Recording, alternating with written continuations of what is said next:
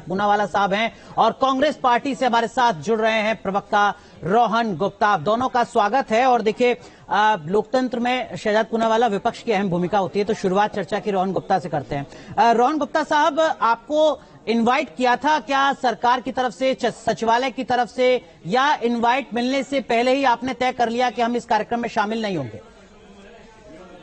पहली बात तो जो आपने कहा कि मोदी जी का विरोध, मोदी जी का कोई विरोध नहीं करना है। देश के प्रथम नागरिक के अधिकार के लिए लड़ना मोदी जी का विरोध नहीं। हमारा सिर्फ ये कहना है कि प्रथम नागरिक है, इतना बड़ा लोकतंत्र का पर्व है और देश का अगर प्रथम नागरिक वहां पे नहीं है तो मुझे नहीं लगता है कि ये बात ठीक है। ये देश के लोकतंत्र के लिए और ये सरकार के लिए शर्मजनक कहीं ये सरकार की जो नीति है ये सब हमने किया, किसी के उनके दिमाग में आता है सिर्फ ये बात गलत है।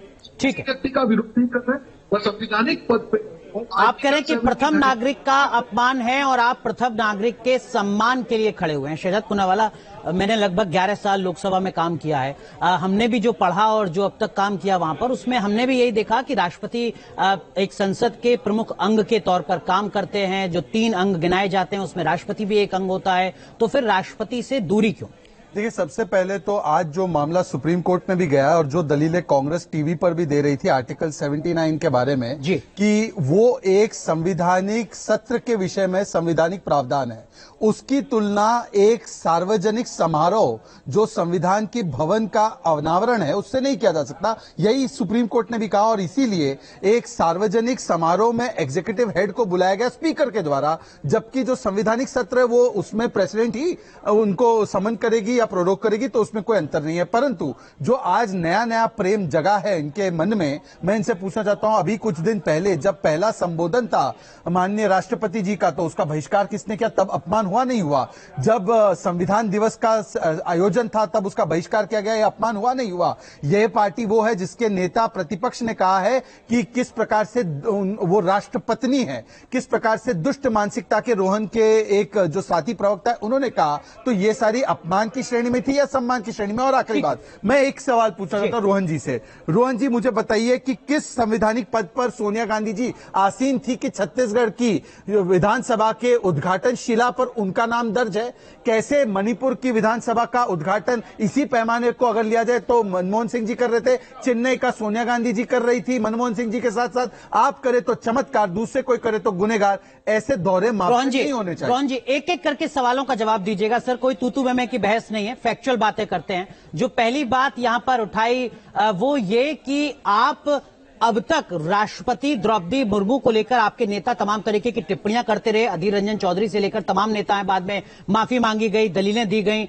द्रौपदी मुर्मू को लेकर अगर इतना सम्मान था तो उनके खिलाफ उम्मीदवार भी क्यों उतारा गया राष्ट्रपति चुनाव में? इसको लेकर भी सवाल है। और दूसरी तरफ आप कह रहे हैं कि नहीं, हम प्रथम नागरिक का सम्मान कर रहे हैं, हम द्रौपदी मुर्मू का सम्मान कर रहे हैं, हम एक आदिवासी महिला का सम्मान। अनुराग जी, ये विरोधाभास क्यों? एक ही टिप्पणी, ठीक है। मैं क्यों उन्होंने कैंडिडेट डाला उस पर मैं नहीं हूं। नहीं, वो सवाल मैं कह रहा हूं उन्होंने दुष्ट मानसिकता का कहा और उन्होंने अपमानजनक टिप्पणियां की। ठीक है, रोहन गुप्ता आपको जवाब दे दूं दोनों चीजों का। आपने जो कहा मैं आपको दे दूं। देखिए, पहली बात, इन्होंने कहा कि राष्ट्रपति जी के उन्होंने कहा कि राष्ट्रपति जी के अभिभाषण का विरोध किया। देखिए, उनको मालूम होना, मेरा कुछ नेटवर्क इशू जी, आपका कुछ नेटवर्क का इशू है, हमारी तरफ से कुछ नहीं है। बिल्कुल, बताएं। एक मिनट, अब आपकी आवाज, मेरी आवाज आ रही है? जी आ रही है, बताएं रोहन।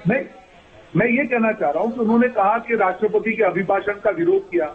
उनको समझ आनी चाहिए कि एक हमारी सिस्टम है कि जो भाषण जो होता है वो सरकार लिख के देती है और हमारा सरकार से विरोध है। ये तो इनको मालूम होना चाहिए प्रवक्ता होने के नाते। कोई पहली बात तो नहीं हो रहा। दूसरी बात, इन्होंने कहा कि उनकी उम्मीदवारी का विरोध। देखिए, तब वो उम्मीदवार थी एक पार्टी की, पर राष्ट्रपति बनने के बाद हम सबकी जिम्मेदारी है कि उनके जो रिस्पेक्ट है उनका, हम लोग उसका रिस्पेक्ट करें। उसमें कौन सी बड़ी बात है? और तीसरी बात, इन्होंने कहा कि हमारे कोई नेता के व्यक्तिगत स्टेटमेंट, मैं बिल्कुल उसके खिलाफ हूं, कभी भी नहीं होने चाहिए, और उसके लिए उन्होंने माफी भी मांगी। क्या ये तीनों चीजों से आज भाजपा सरकार का जो निर्णय है राष्ट्रपति जी को नहीं बुलाना, क्या जस्टिफाई होता है? ठीक है, कैसी बात कर रहे हैं आज? लेकिन संसद, एक मिनट जी कंप्लीट, बीच में मत बोलिए प्लीज। आप इंटरप्ट करें, मेरी बात को खत्म करिए। मेरा सिर्फ ये कहना है कि संसद की आत्मा राष्ट्रपति है। अनुच्छेद 79 जब ये कहा गया कि एक संसद होगी, उसके 2 गृह होंगे, तो उसमें किसका नाम लिया गया है? राष्ट्रपति का नाम दिया गया। ठीक है। और जो आप एग्जीक्यूटिव की बात कर रहे हैं वो हमारे स्पीकर है। जब दोनों है, हम ये नहीं कह रहे कि प्रधानमंत्री जी आप ना जाए। रोहन गुप्ता, माफ कीजिए, मैं आपको रोक रहा हूँ। बुलाइए। आप मुझे करेक्ट कीजिएगा कॉन्स्टिट्यूशन के प्रोविजन के आधार पर ही। जितना मैंने पढ़ा है उसके मुताबिक राष्ट्रपति की भूमिका संसद में है। नए संसद जो सांसद हैं उनको शपथ दिलाना, जब संसद का कार्यकाल शुरू होता है तो वहां जाना, भाषण देना, बजट सत्र की शुरुआत करना, जब संसद का सत्र समापन होते हैं, 5 साल पूरे होते हैं तो वहां पर जाना, ये तय है कार्यक्रम जहां राष्ट्रपति संसद में जाते हैं। राष्ट्रपति महिला हो या पुरुष हो, वो संसद के किसी भी सदन का हिस्सा नहीं होता। जो तय कार्यक्रम है, इससे इतर अगर कार्यक्रम हो रहा है तो इसमें दिक्कत क्या? और इस तरीके के बहुत सारे कार्यक्रम सेंट्रल हॉल में पहले होते रहे जिसकी अगुवाई राष्ट्रपति ने नहीं की है, जो सेंट्रल हॉल में कार्यक्रम है। देखिए, दोनों में बहुत फर्क है। आप जो कह रहे हैं, मैंने जो आपको कहा, जो 79 में क्लियर लिखा है, जहां पे भी संसद का उल्लेख है वहां पे राष्ट्रपति का उल्लेख है।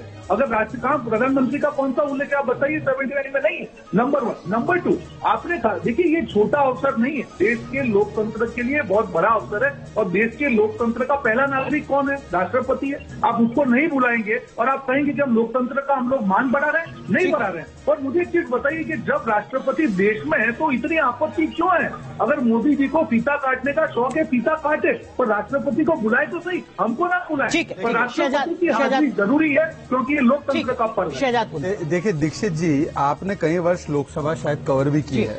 आज सुप्रीम कोर्ट में ये मामला गया और जो आर्टिकल का ये उल्लेख कर रहे हैं, मैं जस्टिस महेश्वरी की टिप्पणी कोट कर रहा हूं। आर्टिकल 79 का इनॉग्रेशन से क्या लेना देना है? राष्ट्रपति हेड ऑफ पार्लियामेंट है, ये पेटिशनर ने कहा, तो उन्होंने कहा, पेटिशनर ने आर्टिकल 87 में कहा, तो उन्होंने कहा कि इनॉग्रेशन और संविधानिक सत्र ये 2 अलग अलग है। ये जस्टिस महेश्वरी कोर्ट ने कहा है। तो रोहन जी, आप तो कोर्ट से ज्यादा विवेक नहीं रखते। नहीं, दूसरी बात, अब रोहन जी आप मेरे बीच में मत बोलिए।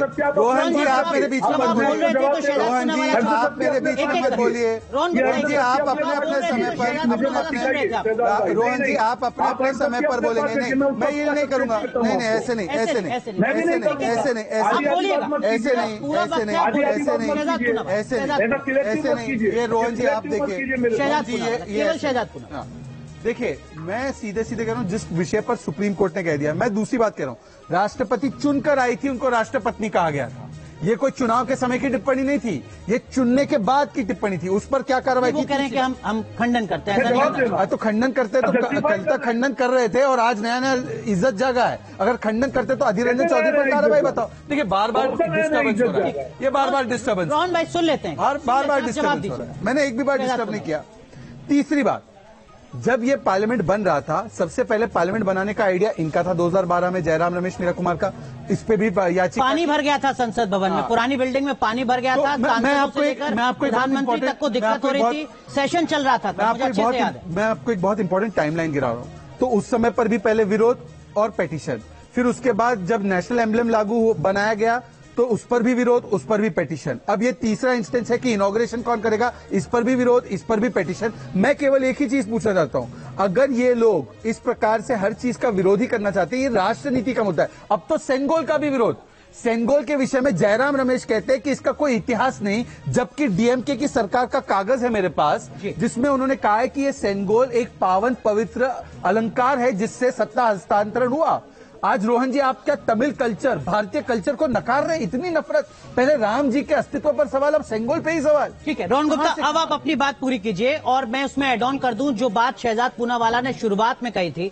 संसद से इतर राज्यों के विधानसभा में उन्होंने मणिपुर का जिक्र किया, छत्तीसगढ़ का जिक्र किया, तमिलनाडु का जिक्र किया। वहां सोनिया गांधी किस कैपेसिटी में उद्घाटन कर रही थी, नींव रख रही थी, शिलान्यास कर रही थी?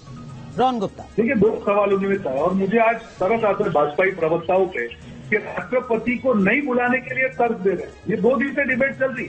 बहुत सिंपल कहा था कि राष्ट्रपति को बुला लेते, अपनी गलती मान लेते, मामला खत्म था।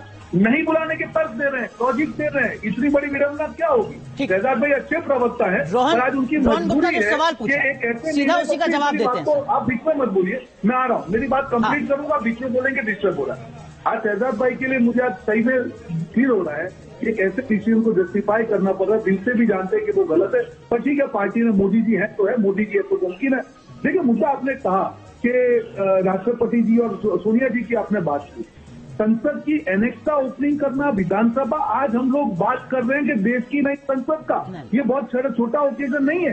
आज जब आप राष्ट्रपति की बात कर रहे हैं, मुझे एक तो रीजन बताइए कि क्यों नहीं बुलाना है। आप बोलते हैं कि सोनिया जी चले गए, हमको किसी पे जाने की आपत्ति नहीं है। राज्य की विधानसभा और देश की मोदी जी को संसद, बुलाइए, क्या संविधान के मुताबिक बहुत बड़ा अंतर है? सिर्फ इतना ही तो अंतर है कि एक केंद्र की संस्था है और एक राज्य की संस्था है। क्या अंतर है? बिल्कुल, ये दोनों में फर्क है। क्या अंतर है? केंद्र और राज्य की संवैधानिक संस्था के अलावा क्या फर्क है, बताइए जरा। बीजेपी ने, सुन लीजिए मेरी बात को, बीजेपी ने 3-4 एग्जाम्पल दिए। पार्लियामेंट एनेक्स का उन्होंने पहले एग्जाम्पल दिया कि नहीं, मैं मणिपुर, छत्तीसगढ़, तमिलनाडु, मैं आ रहा हूँ, सवाल मैं स्पेसिफिक है। आ रहा हूँ, उसी पे आ रहा हूँ। आप अगर बीच में बोलेंगे तो मैं बात कंप्लीट कर रहा हूँ, फ्रीज हो जाला उसी पे। हम पार्लियामेंट एनेक्स की हम बात कर रहे हैं। कल तक बीजेपी प्रवक्ता बोल रहे थे, तब उन्होंने देखा कि उसका जो नींव जो है वो राष्ट्रपति ने रखा था और उद्घाटन आज जब कोविड जी थे, इनको राष्ट्रपति जी के पद से अगर मान होता तो जब उन्होंने फाउंडेशन खोल रखा था संसद का, तब भी वो कोविंद जी को क्यों नहीं बुलाया? मणिपुर, छत्तीसगढ़, तमिलनाडु या इनॉग्रेशन में बुलाइए, दोनों से एक पे तो बुलाइए। रोहन गुप्ता, आपको पूरा वक्त मिल रहा है, सवाल स्पेसिफिक है। मणिपुर, छत्तीसगढ़, तमिलनाडु। आप सोनिया जी की बात कर रहे हैं। देखिए, आप जब संसद की बात करते हैं और विधानसभा की आप बात कर रहे हैं, दोनों में बहुत बड़ा अंतर है। आज वो वहां पे डरी थी क्योंकि वो उस टाइम पे यूपीए की चेयरपर्सन थी, नाम किसी के अगेंस्ट में नहीं है। आज मोदी जी जाते हैं, उसके अगेंस्ट में नहीं है। हम मोदी जी रहे वहां पे, पर इसका मतलब ये नहीं कि राष्ट्रपति को ना बुलाए।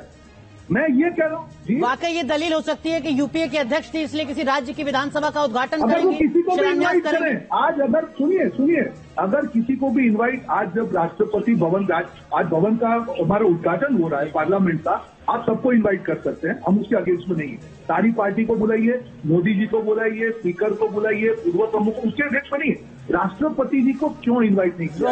हमारा सवाल बहुत है। आप जो सवाल हम पूछते हैं, क्योंकि सोनिया गांधी यूपीए अध्यक्ष थी, इसलिए वो राज्यों की विधानसभा के फीते काट रहे हैं। रोहन गुप्ता, आप सुनिएगा, शहजाद पूनावाला। दीक्षित जी, इस छत्तीसगढ़ की विधानसभा के अनावरण के समय जिसकी उद्घाटन शिला में सोनिया जी का नाम दर्ज है, किस आधार पर मुझे नहीं पता, यूपीए चेयरपर्सन संवैधानिक पद है या नहीं, पर उस समय की तत्कालीन गवर्नर अनुसुईया उके, जो कि एक ट्राइबल समाज की थी, उनको न्योता नहीं दिया गया था। अन्यथा इसका प्रमाण अभी प्रस्तुत किया जाए। दूसरी बात, नहीं एक सेकेंड, अब रोहन जी, अब देखिए डिबेट की मर्यादा है, मैंने आपकी बात सुनी। दूसरी बात, मैं पार्लियामेंट एनेक्स लाइब्रेरी में घुस ही नहीं रहा, और हमारे साथ जो व्यक्ति बैठा है ना, इसने पार्लियामेंट खुद कवर की है बहुत वर्षों तक।